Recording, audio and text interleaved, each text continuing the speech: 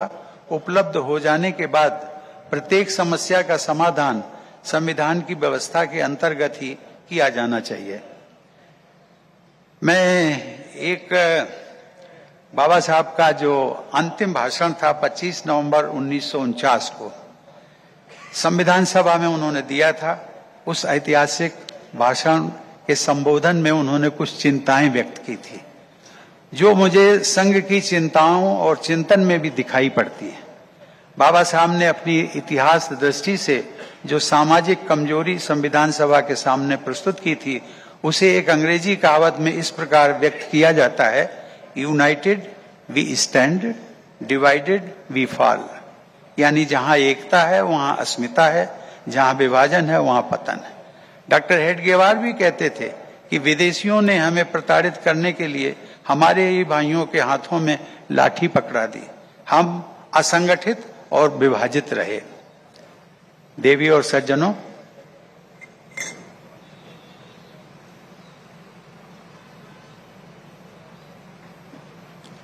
स्वाधीनता के पूर्व के राजनीतिक परिदृश्य में सांप्रदायिक विभाजन की भावना को भड़काने वाले अनेक तत्व सक्रिय थे। लोगों में सांप्रदायिकता से ऊपर उठकर राष्ट्र प्रेम को प्राथमिकता देने का संदेश प्रसारित करने के लिए बाबा साहब के समकालीन जो नेता थे, अनेक प्रबुद्ध व्यक्तियों का मानना था कि जनता के बीच हम सबको ये जाकर कहना चाहिए कि सबसे पहले हम भारतीय हैं, उसके बाद ही हम हिंदू, मुसलमान, सिख या ईसाई हैं। परंतु भारतीयता के बारे में बाबा साहब की सोच कहीं अधिक व्यापक थी। वे कहा करते थे कि जनता के बीच हमें ये कहना चाहिए कि हम पहले भी भारतीय हैं, बाद में भी भारतीय हैं और अंत में भी भारतीय हैं। देवी और सज्जनों, मैं मानता हूं कि प्रत्येक भारतीय को संघ के एकात्मता स्तोत्र को अवश्य पढ़ना चाहिए। इस स्तोत्र में भारतीय इतिहास, भूगोल, संस्कृति, जीवन मूल्यों और सामाजिक समावेश तथा समरसता की श्रेष्ठ अभिव्यक्ति विद्यमान है। एकात्मता स्तोत्र में महर्षि वाल्मीकि, एकलव्य, संत रविदास, संत कबीर, संत तुकाराम, भगवान बिरसा मुंडा, महात्मा फूले, श्री नारायण गुरु, बाबा साहब भीमराव अंबेडकर आदि प्रातः स्मरणीय विभूतियों का नामोल्लेख संघ की सर्वसमावेशी समाज दृष्टि का प्रमाण है। परंतु ये जानकारी हमारे समाज के बहुत से लोगों तक नहीं पहुंची है। मैं चाहूंगा कि सोशल मीडिया और डिजिटल टेक्नोलॉजी सहित हर संभव माध्यम का उपयोग करके सामाजिक समावेश का संघ द्वारा प्रसारित ये संदेश जन जन तक पहुंचे। भेदभाव रहित भारतीय समाज की परिकल्पना को व्यक्त करते हुए केरल की महान आध्यात्मिक विभूति, समाज सुधारक और कवि श्री नारायण गुरु ने कहा है, जाति भेदम मत द्वेषम एदुम इल्लादे सर्वरोम सोद रतवेन बाडुन मातृका स्थान मानिता। अर्थात एक आदर्श स्थान वो है जहां जाति और पंथ के भेदभाव से मुक्त होकर सभी लोग भाई भाई की तरह रहते हैं। सभी देशवासियों को ये जानना चाहिए कि संघ के एकात्मता स्तोत्र में श्री नारायण गुरु जी का संघ के लाखों स्वयंसेवकों द्वारा नित्य स्मरण किया जाता है। इस एकात्मता स्तोत्र का एक श्लोक महिला विभूतियों को भी समर्पित है। आप सब तो उस श्लोक को जानते ही हैं। मैं अपनी श्रद्धा व्यक्त करने के लिए वह श्लोक दोहराना चाहूंगा। अरुंधति, अनसुया, च सावित्री, जानकी सती, द्रौपदी, कर्णगी, गार्गी, मीरा, दुर्गावती तथा लक्ष्मी, अहिल्या, चन्नम्मा, रुद्रमांबा, सुविक्रमा, निवेदिता, शारदा चा प्रणम्य मात्र देवता।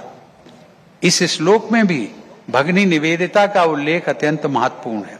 भगनी निवेदिता ने आज से ठीक 123 वर्ष पहले 2 अक्टूबर को ही मुंबई में हिंदू महिला सोशल क्लब को संबोधित करते हुए एक महत्वपूर्ण भाषण दिया था। उन्होंने भारत की बहनों से अनुरोध किया था कि वे भारतीय परिवार परंपरा में विद्यमान आदर पूर्ण विनम्रता, सुदृढ़ स्नेह बंधन, बुजुर्गों द्वारा बच्चों का दूरदर्शी संरक्षण तथा बच्चों में आदर भाव और कर्तव्य परायणता के जीवन मूल्यों को बचाए रखें। पंच परिवर्तन अभियान के तहत कुटुंब प्रबोधन का संघ का वर्तमान प्रयास अत्यंत सराहनीय है। पारिवारिक मान्यताओं को अपनाने, परिवार को व्यक्तित्व निर्माण का आधार बनाने तथा परंपरा और संस्कारों की शक्ति को घर परिवार में जगाने का महत्व आज के न्यूक्लियर फैमिली तथा डिजिटल एज के संदर्भ में और अधिक बढ़ गया है। देवी और सज्जनों, महिलाएं हमारी परिवार व्यवस्था में बराबर की सहभागी हैं। संघ की विकास यात्रा में भी यह तथ्य परिलक्षित होता है। आज से लगभग 90 वर्ष पूर्व 25 अक्टूबर 1936 को विजयादशमी के ही दिन संघ द्वारा राष्ट्र सेविका समिति की स्थापना की गई थी। संघ की मान्यता के अनुसार मातृशक्ति का दायित्व है कि वे परिवार निर्माण के साथ साथ समाज और राष्ट्र का निर्माण भी करें। अतीत में भी मातृशक्ति द्वारा ऐसा योगदान किया जाता रहा। जीजा माता अहिल्याबाई होलकर, रानी अब्बक्का, रानी चेन्नम्मा, लक्ष्मीबाई, झलकारीबाई, अवंतीबाई लोधी, सावित्रीबाई फूले, लक्ष्मीबाई केलकर, विजयराजे सिंधिया और सुषमा स्वराज जैसी महिला विभूतियों ने अपने त्याग, शौर्य और नेतृत्व से राष्ट्र निर्माण को अमूल्य योगदान दिया है। देवी और सज्जनों, संघ में व्याप्त समरसता, समानता और जाति भेद से पूरी तरह मुक्त व्यवहार को देखकर महात्मा गांधी भी बहुत प्रभावित हुए थे, जिसका विस्तृत विवरण संपूर्ण गांधी वाङ्मय में मिलता है। गांधी जी ने 16 सितंबर 1947 को दिल्ली में आयोजित राष्ट्रीय स्वयंसेवक संघ की रैली को संबोधित किया था और कहा था कि वे वर्षों पहले संघ के संस्थापक डॉक्टर हेडगेवार के जीवन काल में संघ के एक शिविर में गए थे। गांधी जी संघ के शिविर में अनुशासन, सादगी और छुआछूत की पूर्ण समाप्ति को देखकर अत्यंत प्रभावित हुए थे। जनवरी 1940 में बाबा साहब आम्बेडकर द्वारा महाराष्ट्र के सतारा जिले के कराड नगर में राष्ट्रीय स्वयंसेवक संघ की शाखा में जाकर लोगों से मिलने का तथा अपनेपन का भावना व्यक्त करने और सहायता का प्रस्ताव देने का उल्लेख संघ के समरसतापूर्ण दर्शन एवं व्यवहार शैली का ऐतिहासिक प्रमाण है। मराठी भाषा में प्रकाशित होने वाले केसरी समाचार पत्र को उस समय राष्ट्रीय समाचार पत्र का दर्जा प्राप्त था। 9 जनवरी 1940 के केसरी समाचार पत्र में बाबा साहब के एक महत्वपूर्ण वक्तव्य को उद्धृत किया गया है। बाबा साहब ने कहा था कि कुछ बातों में मतभेद होने पर भी मैं इस संघ की ओर अपनेपन से देखता हूँ। बाबा साहब के अपने साप्ताहिक पत्र जनता में भी यह समाचार छपा था कि कराड़ म्यूनिसिपैलिटी के एक समारोह में भाग लेने के बाद बाबा साहब राष्ट्रीय स्वयंसेवक संघ के लोगों से मिले और आवश्यकता पड़ने पर उनकी सहायता करने का उन्होंने आश्वासन भी दिया। देवी और सज्जनों, हम सब जानते हैं कि युवाओं की ऊर्जा को सही दिशा प्रदान करना देश के सुदृढ़ भविष्य के लिए अनिवार्य है। यह बात उत्साहित करती है कि आज संघ के प्रति युवाओं में आकर्षण बढ़ रहा है। युवाओं में ईमानदारी, विनम्रता, प्रामाणिकता और सकारात्मक दृष्टिकोण के जीवन मूल्यों को प्रसारित करने में संघ परिवार योगदान दे रहा है। सभी संबद्ध संगठनों को एकजुट होकर योग युक्त तथा नशा मुक्त युवा पीढ़ियों का निर्माण करना है। मैं युवाओं से विशेष रूप से अनुरोध करना चाहूंगा कि वे जन सेवा में बढ़ चढ़कर भागीदारी करें। नैतिक मूल्यों पर आधारित राजनीति में भागीदारी करना जन सेवा का एक प्रभावी माध्यम है।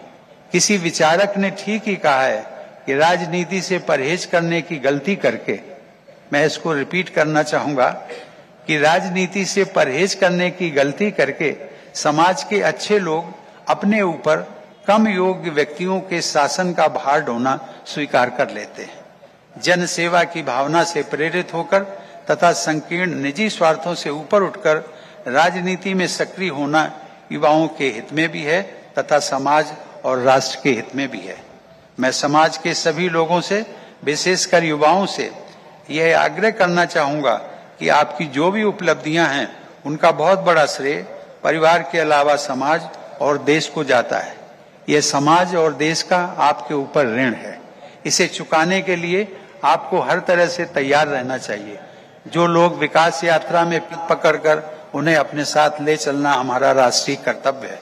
संघ द्वारा चलाए जा रहे पंच परिवर्तन कार्यों में नागरिक कर्तव्य भी शामिल है। हम भारत के लोगों ने सामाजिक न्याय सुनिश्चित करने के लिए संवैधानिक संकल्प लिया है। अंत्योदय की भावना और लक्ष्य के साथ कार्य करके हम अपने नागरिक कर्तव्यों को ठीक से निभा सकेंगे। मैं संघ की शाखाओं में प्रायः गाए जाने वाले एक अत्यंत लोकप्रिय गीत के माध्यम से अपनी बात कहना चाहूंगा। लाखों स्वयंसेवक इस गीत को भली भांति जानते हैं, फिर भी ये पंक्ति में दोहराना चाहूंगा कि देश हमें देता है सब कुछ, हम भी तो कुछ देना सीखें। अंत में मुझे विश्वास है कि वर्ष 2047 तक विकसित भारत तथा पूर्णतः समरस और एकात्म भारत के निर्माण में संघ का असीम योगदान रहेगा। मैं पुनः आप सभी को विजयादशमी के पावन पर्व की बधाई देता हुए अपनी बात समाप्त करता हूं। धन्यवाद। भारत माता की जय।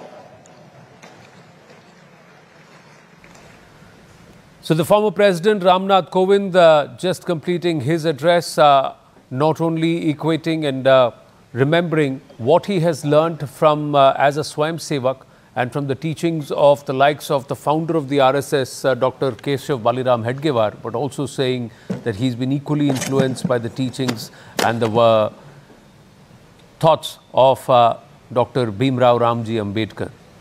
Drawing parallels, he's come out and said, urged the youth to not just join the philosophy and ideals of the Sangh, but also to try and contribute towards nation building.